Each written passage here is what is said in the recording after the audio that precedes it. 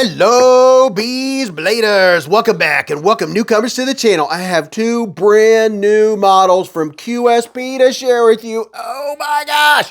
I hope you're having a freaking fantastic day. I've already unboxed these and checked these out. This is the one I want to do first. Oh my gosh, we're going to get right into it. Ladies and gents, would you look at this?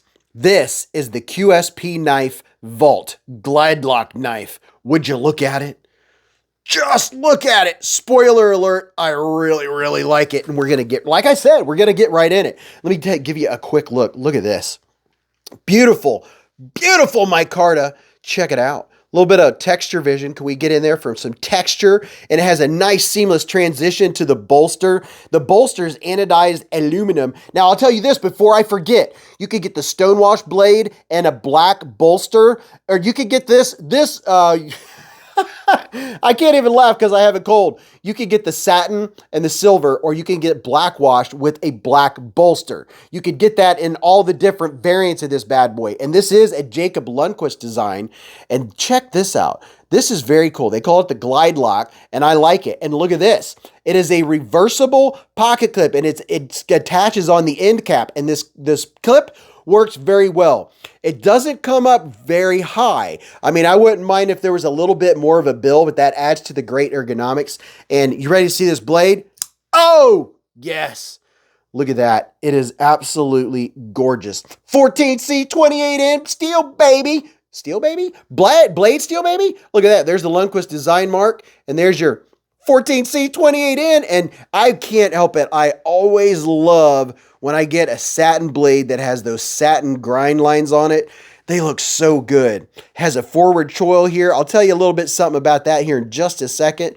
Here's your Glide Lock, which, by the way, is very strong. I'm impressed with the lockup on it. I don't know if you can see down in there or not, but it does glide. It's very easy to use. Some of the crossbar locks like this are difficult to use, and I like how it doesn't have the big bulbous things out. It has, let me get you in there and look. See the jimping?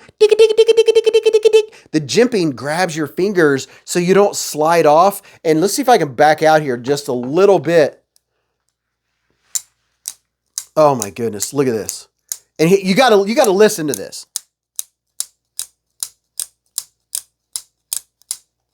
It is so snappy and so crisp and so clean and has such good blade retention. And by the way, I call it blade retention on knives like this because they don't actually have a detent or a detent ball. So, you know, who cares? It's just a way of saying it. But this is an absolute winner. And I was surprised at the price just for the quality of it, because the fit and finish, everything about it, you know, I could tell you right now, I've already checked this out. It's phenomenal. The ergonomics are so good. I don't have any issues or complaints. Somehow, that pocket clip I thought I was going to have issues with how far it sets out from the butt, but it doesn't. Now, the only thing I would say could be an issue is if you have big chunky fingers. Now, holding it back like this, it's perfect. It's perfect for slicing, right? If you're going to get up in here and get all heavy and fat fingered with it, you might want to be careful about that heel.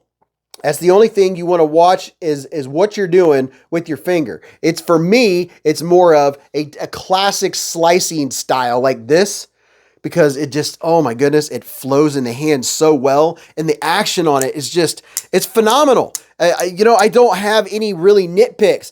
That you have T6s holding on that carbon fiber onto those liners, but I've never had problems with T6s. I know a lot of people in the knife community complain about them. I'm guessing maybe they don't have Weehaw bits, or it's a knife, maybe it's a cheaper knife company that uses Loctite, red Loctite or something, but using T6s hasn't been an issue for me. I'm curious, let me know, tell me in the comments. And by the way, Beez Blades live at the Hive. Oh, right. That is where we talk about those kind of subjects. And if you want to see more about this knife, maybe a disassembly, fun things like that, or size comparisons, we do that every Friday night. We have a 4-hour live stream. It's something I can do. It comes with this, by the way, if you want to know your stats. There you go. There's your stats right there. Tells you the jimping, tells you how long the knife is, how long the blade is, 3¼ inches, tells you the millimeters, all that good stuff. You get these with all new QSP knives, and they come in pretty nice packaging, which is very nice, very, very nice. But overall, I have nothing but good to say about this knife, and it runs, I think, in the mid 80s, and for the price and what you get, this looks like a knife that would run you about 140 bucks, 150 bucks, just for the quality. And I do like the blacked out version too. I like this version, but boy, the blacked out version looks very nice. So either one of them, there's every style of this, every color that they have in these, they come with both options. You can pick the black blade and the black bolster, which I think that is just the smartest thing ever for a knife company to do. And I do have a code and I have a link where you can go and check out the brand new QSP knives. That's below down in the comments and in the, what do you call it? The description of the video. Now let's get this other one out. This one is a different breed. It's more of a budget. It's more of a budget line,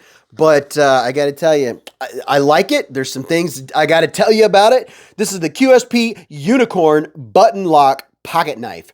Would you look at it in all of its cool packaging? And it did come in plastic. I took it out and set it back in there because, you know, I'm good at losing things. Look at this. I love the black and the purple. I love the colorway, and they have at least 3 colorways in this, and I may or may not flash pictures of the colorways up on the screen. There'll be a link. You can go check out all the different colorways, but this one, the deep purple with the black, looks very nice, very, very nice, and look at that. Check out that texture. Super, super duper, super texture on the G10. This is more of a working knife, a working man's knife, but look at this. Oh, look at this blade. It is a robust blade. I really like it. This is one it's meant for more working. It's not super thin behind the edge. It's not a tall, flat grind. It feels more robust in the hand. And when you go like this, in between your fingers, you can feel that it's more axy and less fillet knifey. Does that make sense to you? It's more, is that obtuse or acute? It's more like this than like that, and this, and that, and the ergonomics. I'm telling you, I do have a nitpick, a 1 or 2 nitpicks about this knife, so stand by, and I'll let you know what they are. They may or may not be deal breakers, but the ergonomics are good. I can feel this pocket clip. Let's take a look here. See how the pocket clip sticks out just a little bit past the edge? Whenever that happens, sometimes it can be a little risky with this edge digging into your finger or into your hand, but it is a reversible clip. It is easy in and out of the pocket. I've tried it many, many times, and it's recessed into the liners, flat screws, no mushrooms growing in the shade, baby. And it is a button lock. It has decent blade retention.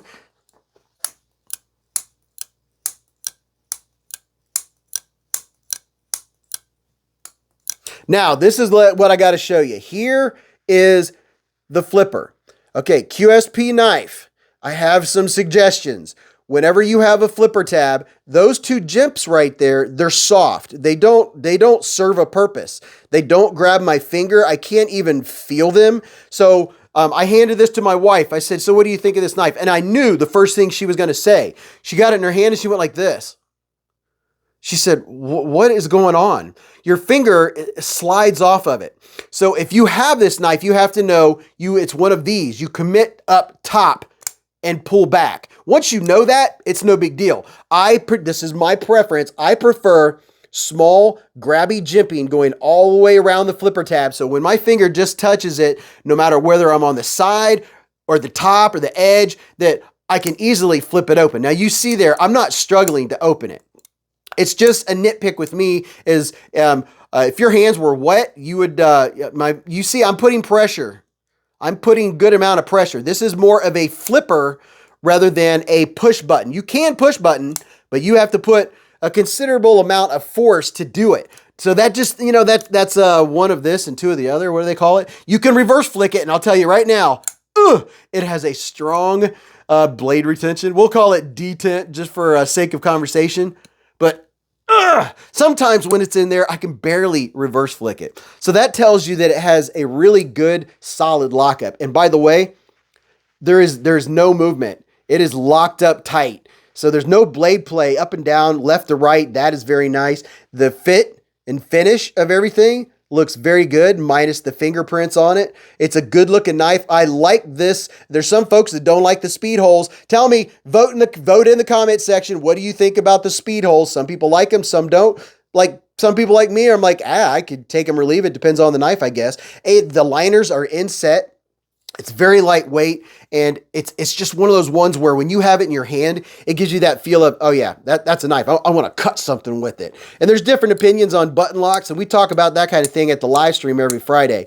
But this is a pretty cool. I almost said flashlight. I just got done making a flashlight video, and now we're talking about knives. I'm losing my brain, and I have a cold, and my head stopped up, so bear with me. So it doesn't have the best blade geometry necessarily conducive for slicing. A little chunky behind the edge, but you get 14C 28N blade steel, baby. You get the stone wash or the black stone wash. There's 3 deployment methods. It's pretty good. Overall, it just needs some jimping up on the flipper. I think if I had that, then I wouldn't feel some type of way. That's the only thing that I want is some jimping so my finger's not sliding and slipping off the top. So if you take that away and knowing you have this in your pocket, it's really easy to operate. That's just, when I say that, sometimes people are like, oh, I don't want that knife. It doesn't have jimping. That's just my preference. I'm a jimping addict. I have a problem. I like my little jimps. But that's the new QSP Unicorn, and man, look at that. The new QSP Vault. These run in the 60s, I think the upper 60s, and these I think are in the mid 80s.